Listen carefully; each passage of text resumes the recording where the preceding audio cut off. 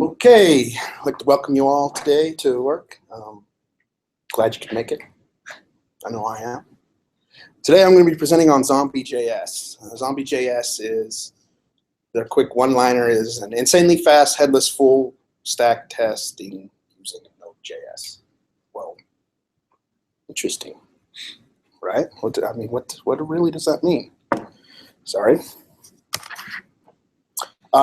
Zombie.js was created by Asaf Arkin, and he's got a quote here from him. If you're going to write an insanely fast headless browser, how can you not call it Zombie? It's just why he decided to call it Zombie. His blog is at labnotes.org. Zombie.js is hosted there, and its code is on GitHub. There's quite a few contributors. He's also on Twitter. Posts a lot about JavaScript as well, so it's got some good things to say. Zombie.js, what it really is just like the slide says here, it's a lightweight framework for testing client-side JavaScript code in a simulated environment. What makes it special is the headless part means there is no browser. There is nothing to look at. It does it all in code and in memory. Was written in CoffeeScript for Node.js. These are the technologies that it leverages to do what it does. JS DOM for the DOM manipulation, HTML5 parsing by this person, the Sizzle.js, which many of you know is jQuery's selector engine, Ajax SSLT for XPath, Contextify for the JavaScript executions, request package for of course the requests, tough cookie for cookie support, and it does support promises via the Q library. Well, okay, what does it allow you to do? Well, you can run your integration tests without a real browser. It saves a lot of time. And like it says in the header, it is insanely fast.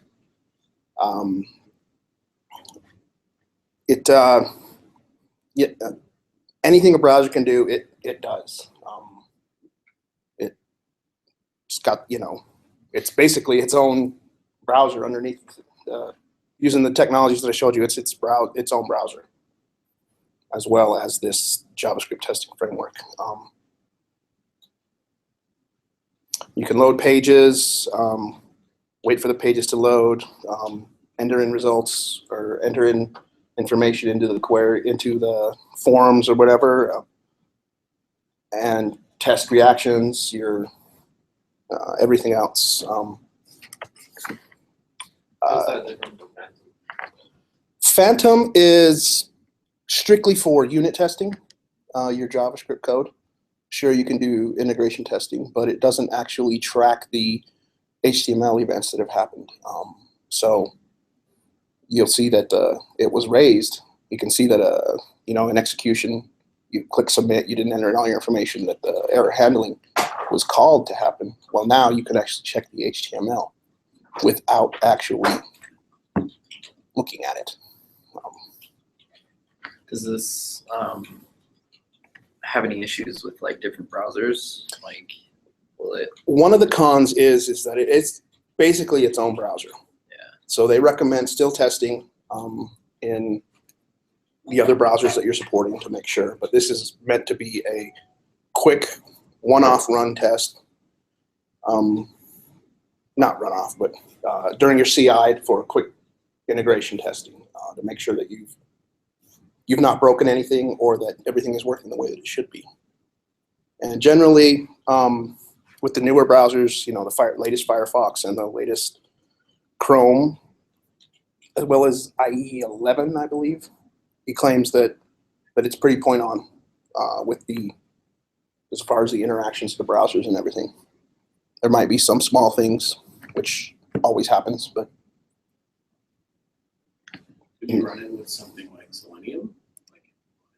For some reason do that?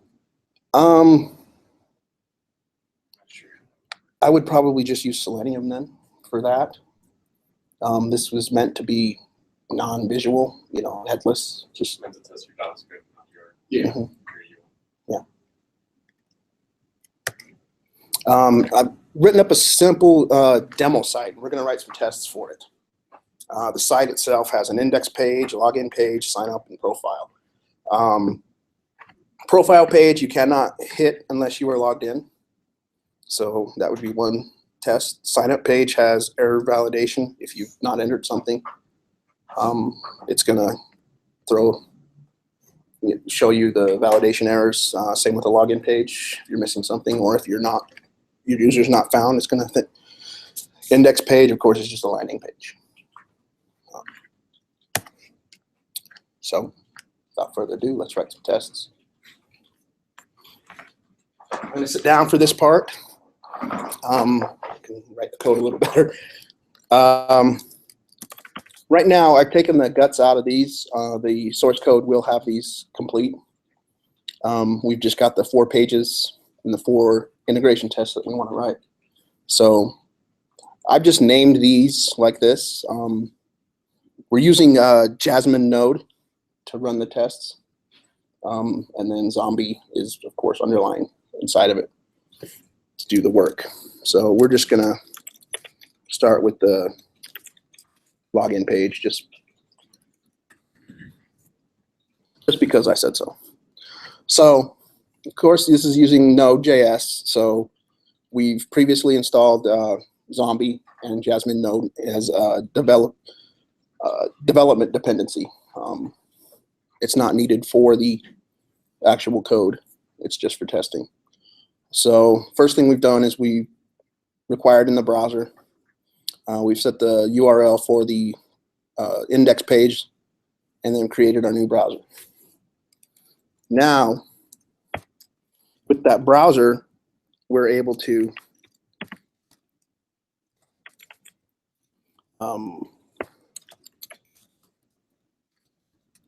visit our URL. But once we've visited our URL, what then do we want to do? Well, we probably make sure that we are at the correct location. So to do that,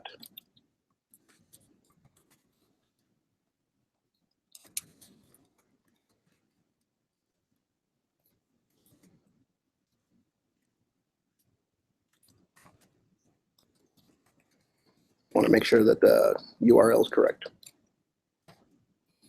From that point, we can then, if we wanted to, we can check that we had a successful response back.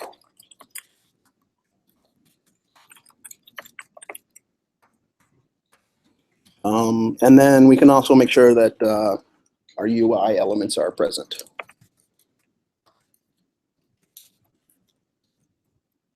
And then in this query, it just uses the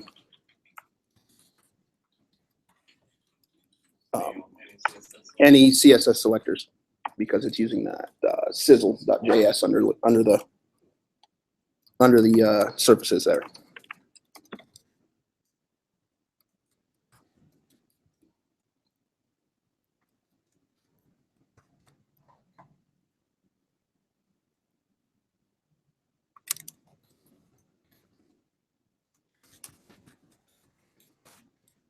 Over there. He's capped. Yep. Thank you very much. In your first test, there any? I mean, when you compare strings, you can use to be or to equal. Yeah. Is there any reason specifically that you chose to equal, or No. just what you happen to use? It's just what I happen to use. Okay. I was just curious. I was like, is there something that maybe it's faster for some reason? No. We can even do that to be just to. Does that change like soft check or hard check?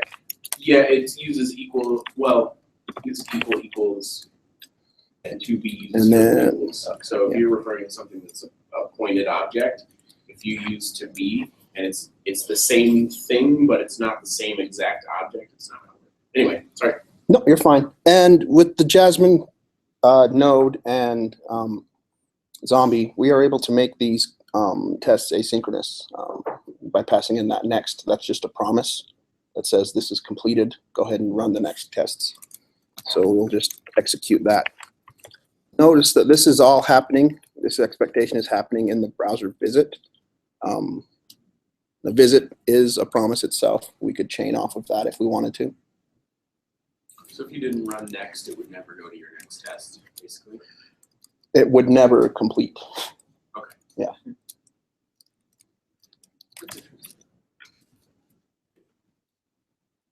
Let's first check this for errors. We look good. Now, I've just quickly written a little NPM test, just a little script inside of my package.json that just runs the tests. And our 4 assertions that we just wrote are good. We've got 7 tests, but we've only written the 4. And this script is just very simple. It runs that clean Zombie.js, which just wipes out the test user that I'm using. And then the tests inserted. And then we just clean it out. Just for safety, I do that on both ends before I actually run the tests. So yes, I do have the site up and running locally. Here's an example of the site. I've got the login page, the sign up page, and then we cannot hit the profile page without being authorized. You'll just get back to the login page. So let's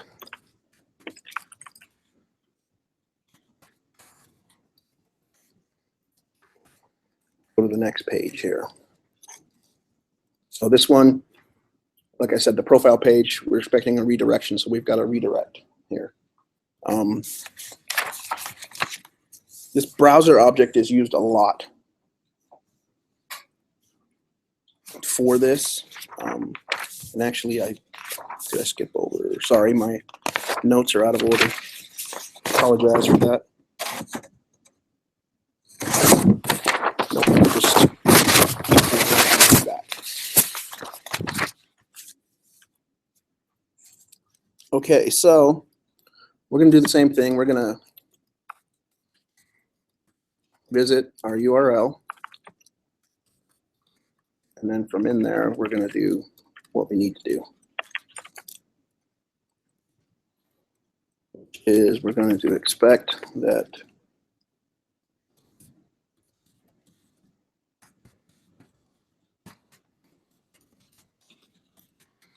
we're expecting that we received a 302. And then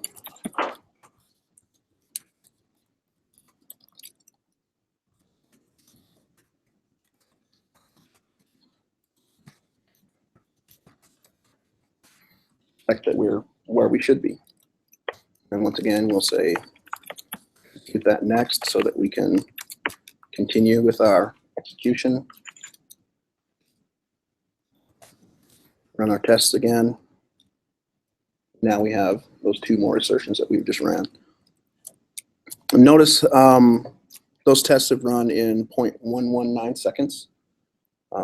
Pretty quick.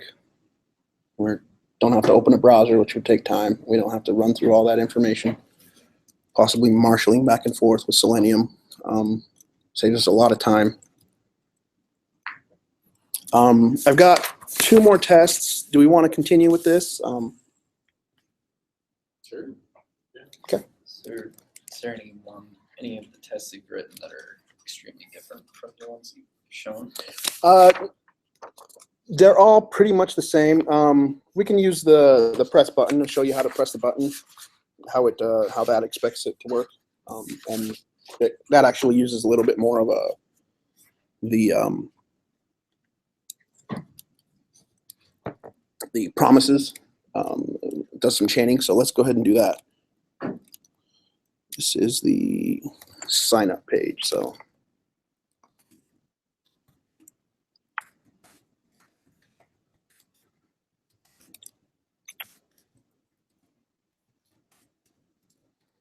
here, of course, loads the page. We're not going to do that one. Ignore that.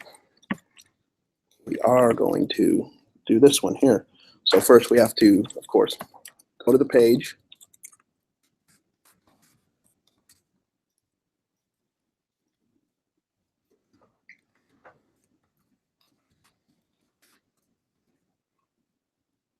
Now, this is where we fill, which is going to then take a CSS selector.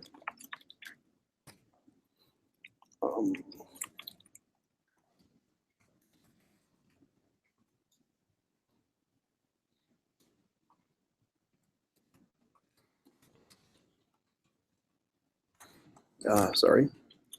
Takes the CSS selector and then the string that you want to do. I've just gone and set this up already in the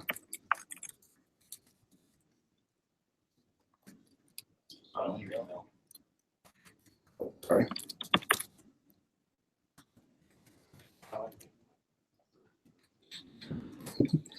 And then we're going to do a fill off of that one and fill in the password now.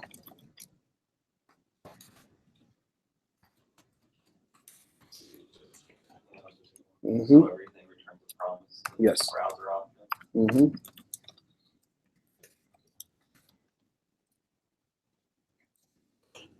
Test password.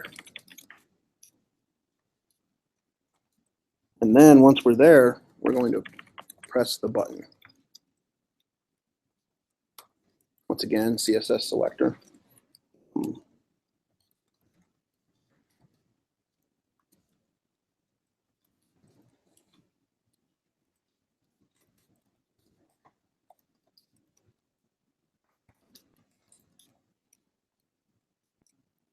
And then a function of what we want to do with it in there. And we expect that our browser, yes, our browser,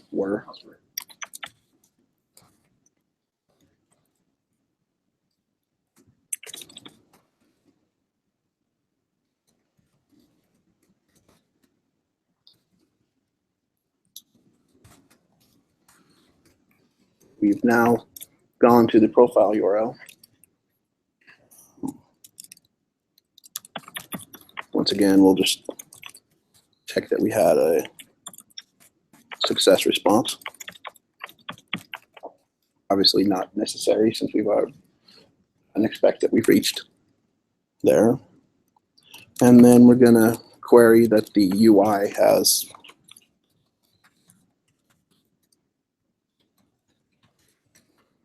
the link that we're expecting.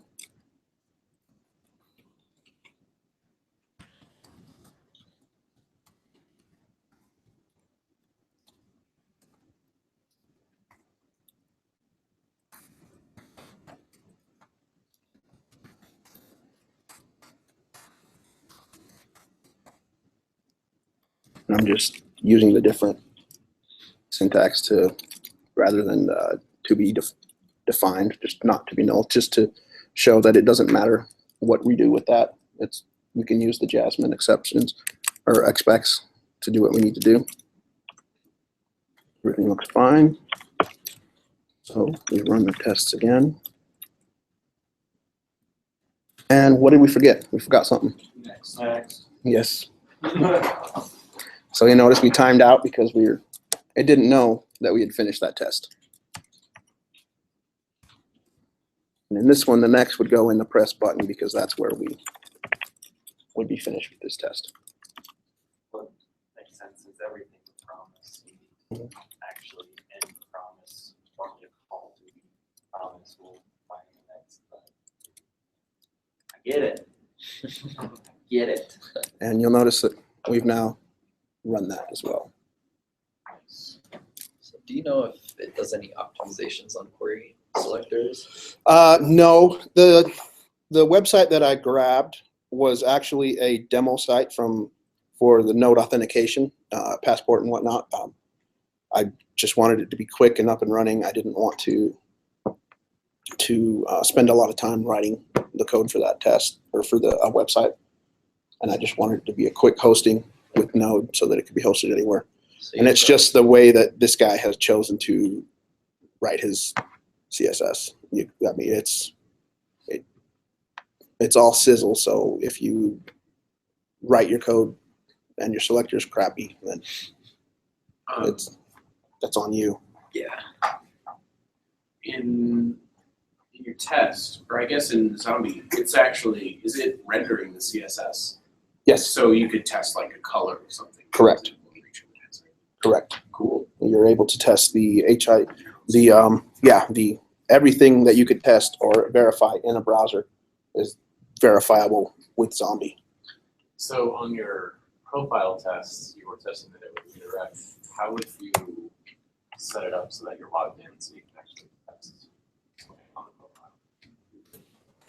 Would you have to go through the login page first? Profile page. Yes, you would, which is doable with the visit. You would just chain off of that promise. This would, so you mentioned, did you guys finish? Yeah, sorry. So you mentioned that there was no reason to test for a success because you'd already tested, you redirected to the right place. But if you were running this on CI and you happen to have a 500 error, you would be on the correct URL, but you would not have a success in the response. And this could catch those kind of like, from a high level, it could catch bugs. Yeah, So, which is kind of cool. yeah, that is a scenario where that could possibly happen, but you would generally get a 500 as your response. It wouldn't be a success. Success is just Right, checking. that's what I mean.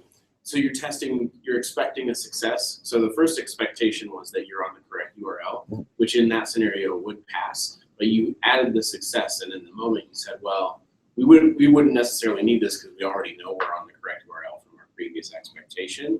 But in our case, if you have a 500 error, you're going to be on the right URL, but you're still not going to have a success response. So your second expectation was necessary, or was helpful, right? Yeah, I can see what you're saying, yes, but Am I crazy? don't believe we would have changed locations. We would never have redirected. We would have just gotten back at 500. Oh, so Zombie wouldn't have changed. No, that was just expecting that we'd move to the next page. We never would have moved. We would have just gotten the So your 500 back first in the response. expectation would fail. Yes.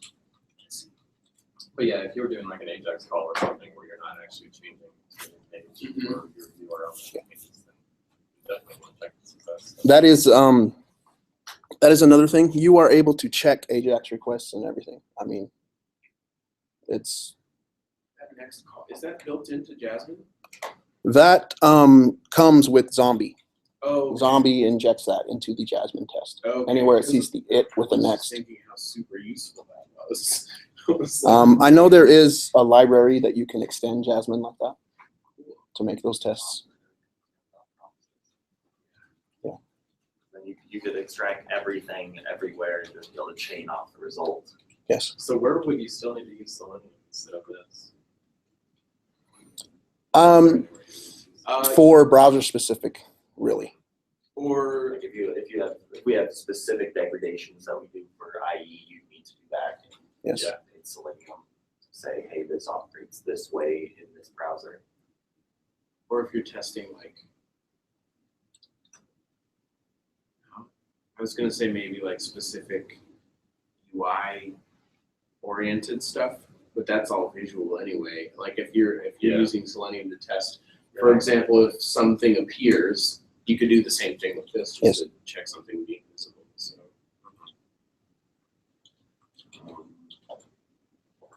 And there, Specific elements for mobile things. I don't even know how you test mobile in Selenium. Yeah, well, you have to just change the browser size and make sure.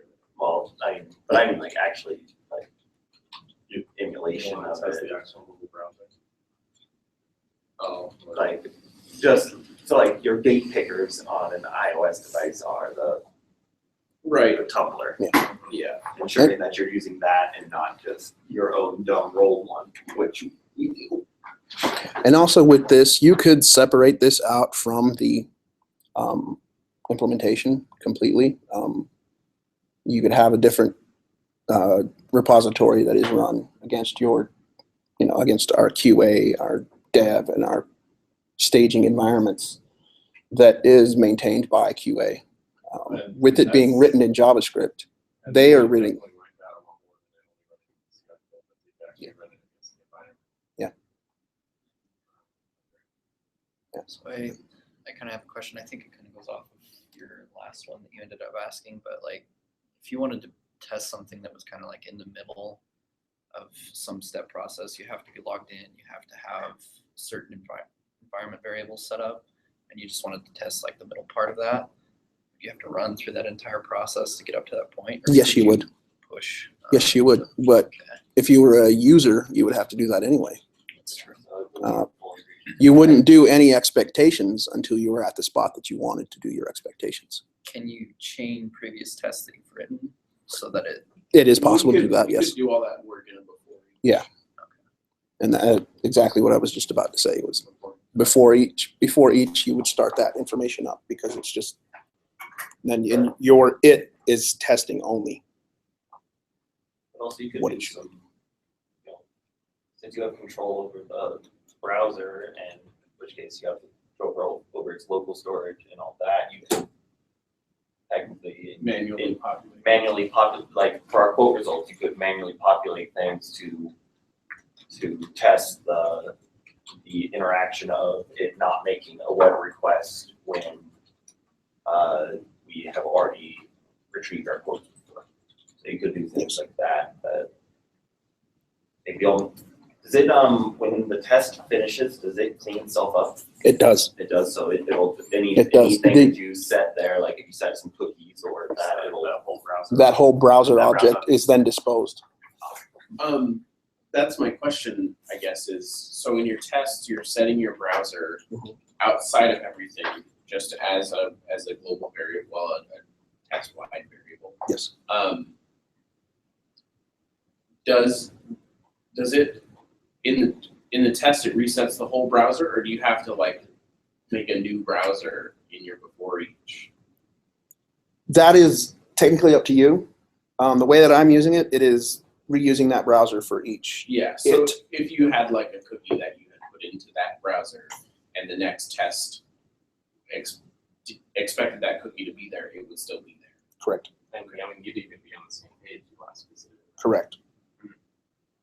so that's just a thing you have to watch out whenever doing integration testing to make sure that You that well, you- in this case, you Well, could just instantiate a new browser. It's meant to mean Right. that, yeah, you could instantiate a new browser, or you would have a completely separate file that was just your describe and that particular scenario that you were setting up.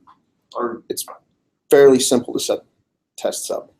or you could set up a whole scenario using the same browser that goes through a, like user, like you could just set up an entire beginning to end scenario of someone using our site from login to checkout. All of this, and you would What use is the this, happy path? just a happy path scenario just to cover all your bases, just using that one browser object, because that's what truly is the most likely. That's what a user is doing, so. Seems a lot like it would be a lot faster to write than storytelling tests. And what I really like, I mean, even though we love storytellers so much, when we run CI build, we can't play it at some environment to run it in. Yeah. And so the QA guys don't really like that they don't know for sure if it's still gonna work in that environment. Yeah, I've been battling that.